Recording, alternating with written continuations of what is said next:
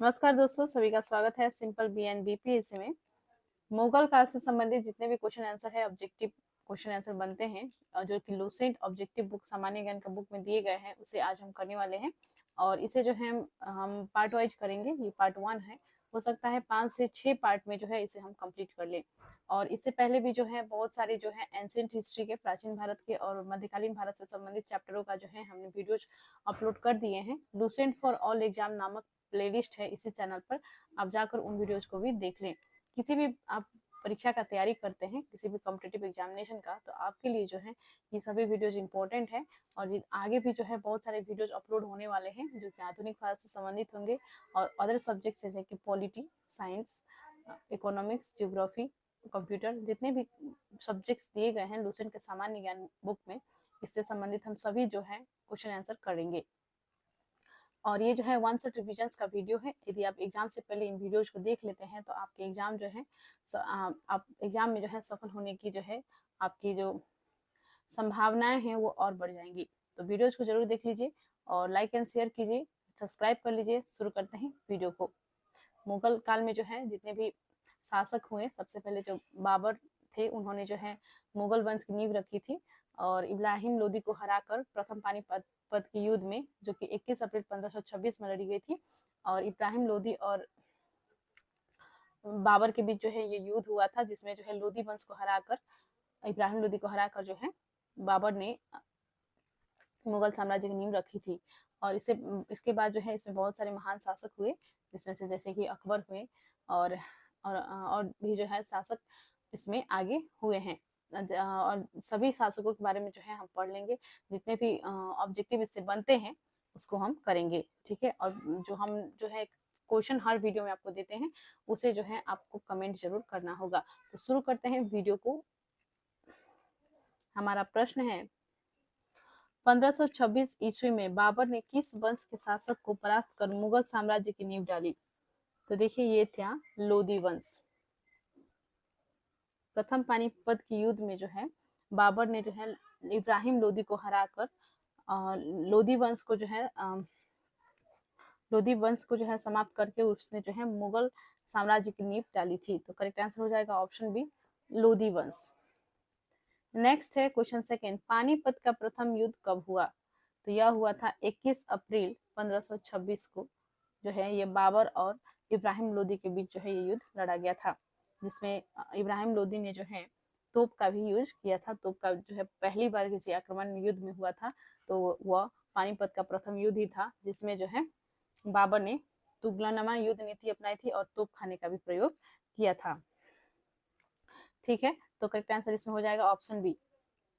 Question 3 है, बाबर ने प्रसिद्ध तुगलमा नीति प्रयोग का सर्वप्रथम किस युद्ध में किया? देखिए अभी अभी मैंने बताया आपको, ये जो है पानीपत के प्रथम युद्ध में इसका प्रयोग किया गया था, तुलुगमा नीति का। ठीक है, करेक्ट आंसर हो जाएगा ऑप्शन सी। आगे बढ़ते हैं, क्वेश्चन नंबर 4 है, किस युद्ध में जीतने के उपरांत बाबर ने खजाने का मुंह अमीरों, सगे संबंधियों आदि के लिए खोल दिए और इस उदारता के लिए उसे कलंदर की उपाधि दी गई? तो यह था पानीपत का प्रथम युद्ध 1526 में जो लड़ा गया था। क्वेश्चन 5 है, भारत में ग्रैंड ट्रंक रोड बनवाई थी? तो देखिए ग्रैंड ट्रंक रोड जो बनवाई थी वो बनवाई थी शेरशाह सूरी ने, और हुमायूं के समकालीन थे ये। और इन्होंने जो है इनके बीच में जो है एक युद्ध हुआ था, जिसमें जो है हुमायूं पराजय हो गए थे और शेरशाह सूरी ने जो है दिल्ली में जो है इन्होंने कब्जा कर लिया था और वहां के ये शासक बन गए थे शेरशाह सूरी। याद रखेंगे, इंपॉर्टेंट है, शेरशाह सूरी से संबंधित जो है बहुत सारे प्रश्न बनते हैं और वो जो है बहुत सारे ये सभी जो क्वेश्चंस होंगे शेरशाह से संबंधित ये बहुत इंपॉर्टेंट होंगे। ये वीवीआई क्वेश्चन है, भारत में ग्रैंड ट्रंक रोड बनवाई थी शेरशाह सूरी ने। करेक्ट आंसर हो जाएगा ऑप्शन बी। आगे देखते हैं क्वेश्चन नंबर 6 पे, गुजरात विजय की यादगार में अकबर ने किसका निर्माण कराया था?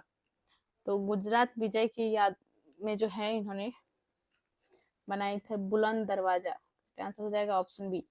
क्वेश्चन 7 है, आईने अकबरी एक महान ऐतिहासिक कृति निम्नलिखित में से किसके द्वारा लिखी गई थी? तो आईने अकबरी का जो है लेखक थे वो थे अबुल फजल। करेक्ट आंसर हो जाएगा ऑप्शन ए। ये जो है अकबर के दरबारी कवि थे अबुल फजल, और इन्होंने जो है आईने अकबरी लिखा है। इंपॉर्टेंट क्वेश्चन है क्वेश्चन 7 में। क्वेश्चन 8 पे आते हैं। पानीपत की दूसरी लड़ाई 5 नवंबर 1556 निम्नलिखित में से किसके बीच हुई थी? यह जो लड़ी गई थी वो लड़ी गई थी अकबर और हेमू के बीच में, पानीपत का द्वितीय युद्ध यानी कि दूसरी लड़ाई। ठीक है। क्वेश्चन 9 है, दीन ए इलाही नामक नया धर्म किसके द्वारा शुरू किया गया था? दीन ए इलाही नामक नया धर्म किसके द्वारा शुरू किया गया था? तो यह शुरू किया गया था अकबर के द्वारा। अगला है क्वेश्चन 10, प्रसिद्ध मुस्लिम शासिका चांद बीबी जिसने बरार को अकबर को सौंपा निम्नलिखित में से किस राज्य से संबंधित थी?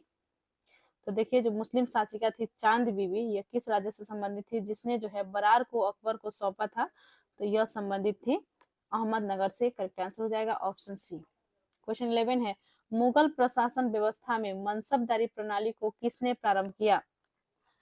मनसबदारी प्रथा को जो है प्रारंभ किया था अकबर ने। करेक्ट आंसर हो जाएगा ऑप्शन बी।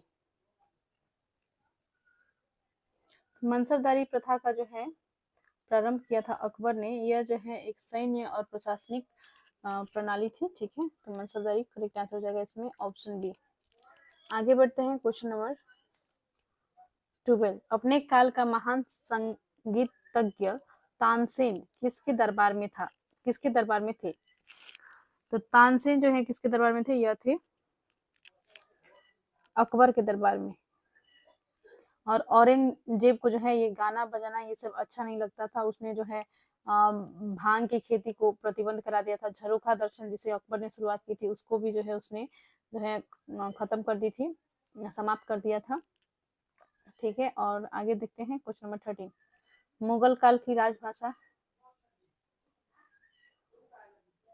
मुगल काल की राजभाषा कौन थी?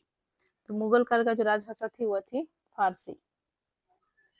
और बहुत सारे जो है शाहजहां के पुत्र थे दारा सिकोह, उसने उन्होंने जो है भगवत गीता को और सारे जो है जो हिंदू धर्म की पुस्तकें थे उसको जो है उन्होंने फारसी भाषा में जो है अनुवाद करवाया था दारा सिकोह ने। ठीक है, तो इसका जो है रामायण को भी और भगवत गीता को भी, उपनिषद को भी, युग वशिष्ठ को भी जो है उन्होंने फारसी में अनुवाद कराया था। मुगल काल का जो है राजभाषा वो था फारसी, इसलिए फारसी में उन्होंने अनुवाद कराया था। ठीक है, याद रखेंगे। आगे बढ़ते हैं क्वेश्चन 14, सती प्रथा की भत्सरना करने वाला मुगल सम्राट था? सती प्रथा का भत्सरना करने वाला मुगल सम्राट कौन था? वह था अकबर। क्वेश्चन 15 है, किस युद्ध से भारत में मुगल साम्राज्य की नींव पड़ी? तो यह था पानीपत का प्रथम युद्ध। क्वेश्चन 16 पे आते हैं, मुगल चित्रकारी किसके शासनकाल में चरमोत्कर्ष प्राप्त किया? तो यह जो है जहांगीर के शासनकाल में। क्वेश्चन 16 हम कर रहे हैं, जहांगीर के शासनकाल में जो है चित्रकारी जो है सबसे चरमोत्कर्ष पर पहुंची थी। और शाहजहां के शासनकाल में जो है स्थापत्य कला का जो है बहुत विकास हुआ था, वो जो है चरमोत्कर्ष पर पहुंची थी। तो इसका जो है करेक्ट आंसर हो जाएगा ऑप्शन सी, जहांगीर। आगे बढ़ते हैं, जैसे कि बात किया जाएगी थी शाहजहां के, तो शाहजहां के काल में जो है स्थापत्य कला में जैसे ताजमहल का निर्माण हुआ, और जामा मस्जिद जो दिल्ली में है उसका निर्माण हुआ था, और बहुत सारे जो है इस प्रकार से जो है लाल किला का भी निर्माण उन्होंने ही करवाया था। ये सभी जो है उन्होंने निर्माण करवाया था। ठीक है, तो स्थापत्य कला का जो सर्वोत्कर्ष पूछा जाएगा तो वो शाहजहां का हो जाएगा, और चित्रकारी का जो सर्वोत्कर्ष पूछा जाएगा यदि प्रश्न एग्जाम में आपके, तो आप जो है जहांगीर को टिक लगाएंगे। आगे बढ़ते हैं क्वेश्चन नंबर 17 पे, निम्नलिखित में से किसने अकबर की जीवन कथा लिखी थी? तो देखिए, अकबर की जीवन कथा लिखी थी अबुल फजल ने। आईने अकबरी इन्होंने लिखा था, वही जो है अकबर की जीवन कथा थी। करेक्ट आंसर हो जाएगा option A, Abul Fazal. Question 18 है, किस मुगल शासक ने भारत की वनस्पतियों और प्राणी जगत, ऋतुओं और फलों का विशद विवरण अपनी दैनंदिनी डायरी में दिया है? तो यह दिया है बाबर ने। ठीक है, करेक्ट आंसर हो जाएगा ऑप्शन सी, शेरशाह की महानता का द्योतक क्या है? इसमें देखिए क्वेश्चन 19 पे है हम लोग, शेरशाह के शेरशाह की महानता की द्योतक क्या है? तो यह है प्रशासनिक सुधार। करेक्ट आंसर हो जाएगा ऑप्शन सी। इन्होंने जो है अपने शासनकाल में बहुत सारे प्रशासनिक सुधार किए थे और grand trunk road, GD road जो है इन्होंने ही बनवाई थी। ठीक है, इनके शासनकाल में बना था। हुमायूंनामा किसने लिखा था? क्वेश्चन 20 है, हुमायूंनामा किसने लिखा था? हुमायूंनामा को लिखा था गुलबदन बेगम ने। गुलबदन बेगम ने हुमायूंनामा की रचना की थी। क्वेश्चन 21 है, अकबर के शासन में महाभारत का फारसी भाषा में अनुवाद किया गया था, वह किस नाम से जाना जाता है? देखिए, महाभारत का जो है अनुवाद फारसी भाषा में हुआ था अकबर के शासनकाल में। इसे जाना जाता है रजमनामा के नाम से। रजमनामा, ऑप्शन बी करेक्ट होगा। आगे बढ़ते हैं, क्वेश्चन 22 है। देखिए, इसी प्रकार से जो है हमने एंशियंट हिस्ट्री, प्राचीन भारत से जितने भी चैप्टर्स थे, जिसमें सिंधु घाटी सभ्यता हो गया और भी जो चैप्टर्स प्राचीन भारत के हैं, उसे हमने कंप्लीट कर लिया है और लूसेंट फॉर ऑल एग्जाम नामक प्लेलिस्ट में अवेलेबल कर दिए गए हैं, अपलोड कर दिए गए हैं। आप जाकर जो है प्लेलिस्ट में इसी चैनल पर जरूर देख लीजिएगा, क्योंकि वो भी जो है आपकी परीक्षा के दृष्टिकोण से बहुत ही इम्पोर्टेंट वीडियोज है। उसमें भी जो है बहुत इंपॉर्टेंट क्वेश्चन जो है कराए गए हैं। आप उन वीडियोज को मिस नहीं कीजिएगा। आगे बढ़ते हैं, क्वेश्चन नंबर 22 में। किस मुगल सम्राट ने सैयद भाइयों को गिराया? तो ये सैयद बंधु दो थे, दो भाई थे और किस मुगल सम्राट ने जो है इन्हें गिराया था? तो यह था मोहम्मद शाह। करेक्ट आंसर हो जाएगा ऑप्शन डी। क्वेश्चन 23 है, निम्नलिखित में से कौन अंतिम मुगल सम्राट थे? तो अंतिम मुगल सम्राट थे वह थे बहादुर शाह द्वितीय, अर्थात बहादुर शाह जफर। ठीक है, आगे है क्वेश्चन 24। अकबर के शासनकाल में भू राजस्व सुधार के लिए कौन उत्तरदायी था? अकबर के शासनकाल में भू राजस्व सुधार के लिए जो है टोडरमल उत्तरदायी था। करेक्ट आंसर हो जाएगा ऑप्शन बी। क्वेश्चन 25, अकबर द्वारा बनाए गए उपासना भवन पूजा गृह का क्या नाम था? तो यह था इबादत खाना। करेक्ट आंसर हो जाएगा इबादत खाना। आगे बढ़ते हैं, क्वेश्चन नंबर 26 है। सुप्रसिद्ध संगीतज्ञ तानसेन और बैजू बावरा किसके शासनकाल में सुविख्यात थे? तो यह शासनकाल बहादुर शाह द्वितीय अर्थात बहादुर शाह जफर के शासनकाल में जो है यह सुविख्यात थे। और देखिए, बहादुर शाह जफर जो है इन्होंने जो है 1857 की क्रांति का भी नेतृत्व किया था और इनकी जो है मृत्यु रंगून में हो गई थी। दिल्ली में जो है दिल्ली में ये थे और 1857 की क्रांति के समय में, और उसके पश्चात जो है इन्हें रंगून में ले गया गया अंग्रेजों द्वारा और वहाँ जो है इनकी मृत्यु हो गई थी। और बहादुर शाह जफर ने जो भारत के प्रथम स्वतंत्रता संग्राम के रूप में जिसे जाना जाता है, जिसे वीर सावरकर ने कहा था, और उन्हीं को जो है उसी क्रांति का जो है नेतृत्व यानी कि 1857 का नेतृत्व जो है बहादुर शाह जफर द्वारा किया गया था। आगे बढ़ते हैं, रामचरितमानस के लेखक तुलसीदास किसके शासनकाल से संबंधित है? तो यह संबंधित है अकबर के शासनकाल में। ठीक है, करेक्ट आंसर हो जाएगा ऑप्शन डी।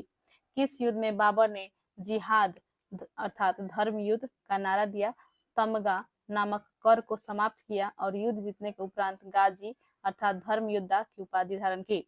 तो किस युद्ध के पश्चात? तो यह था खानवा के युद्ध में। ठीक है, खानवा के युद्ध में जो है जब इन्होंने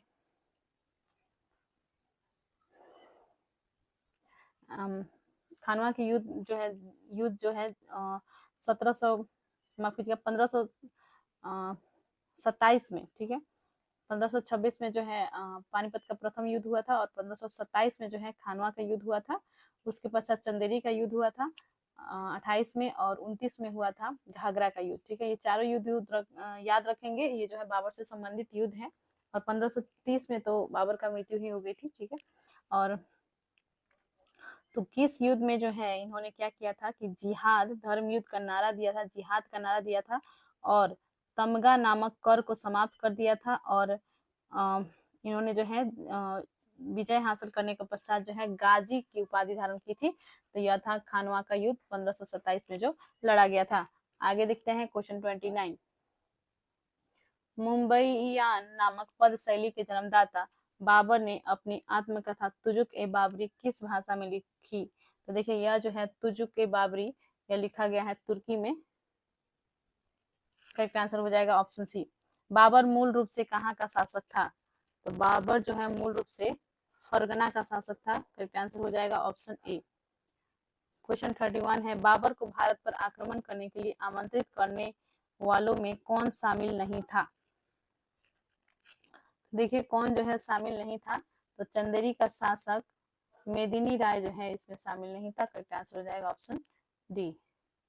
और इनके जो है देखिए इम्पोर्टेंट है ये बाबर का जो है आक्रमण जो हुआ था, पहला आक्रमण जो पानीपत के प्रथम युद्ध के रूप में जाना जाता है, उनको जो है ये आक्रमण के लिए जो है उनके इब्राहिम लोदी के जो चाचा थे आलम खां लोदी, इन्होंने ही जो है आमंत्रित किया था। और पंजाब के जो सूबेदार थे दौलत खां, उन्होंने जो है उन्हें आमंत्रित किया था। ठीक है, और पुत्र दिलावर खां भी, और मेवाड़ का शासक राणा संगा, इन तीनों ने जो है बाबर को जो है भारत में आके आक्रमण करने के लिए जो है उन्होंने कहा था, उन्हें जो है भारत में आक्रमण करने के लिए आमंत्रित किया था।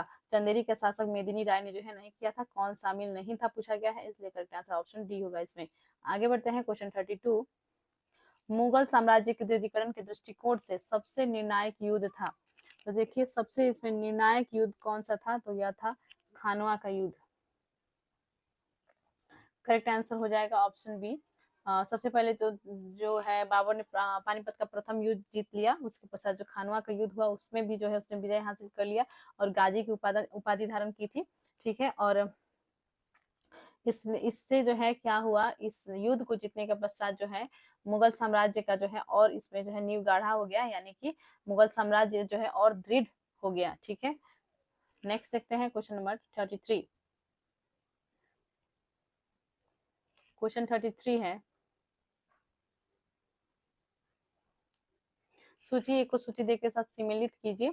तो देखिए इसमें जो है युद्ध दिए गए हैं और शासक दिए गए हैं। ठीक है, तो किस बाबर द्वारा लड़े गए युद्ध और किन किन शासकों के साथ जो है यह लड़ा गया था, आपको इसमें बतानी है। तो देख लेते हैं इसका करेक्ट आंसर क्या होगा। तो देखिए पानीपत का प्रथम युद्ध जो 1526 में लड़ा गया था, ये इब्राहिम लोदी और बाबर के बीच लड़ा गया था, जिसमें बाबर जो है विजय हुए थे।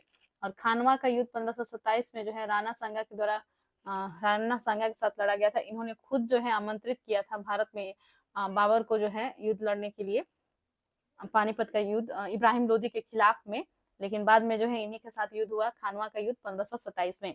चंदेरी का युद्ध 1528 में लड़ा गया और मेदिनी राय के साथ जो है यह युद्ध लड़ा गया था।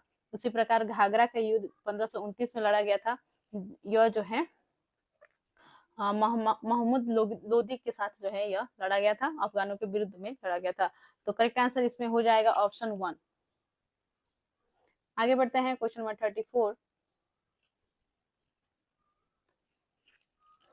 किसने मुगल साम्राज्य की राजधानी को आगरा से दिल्ली स्थानांतरित किया?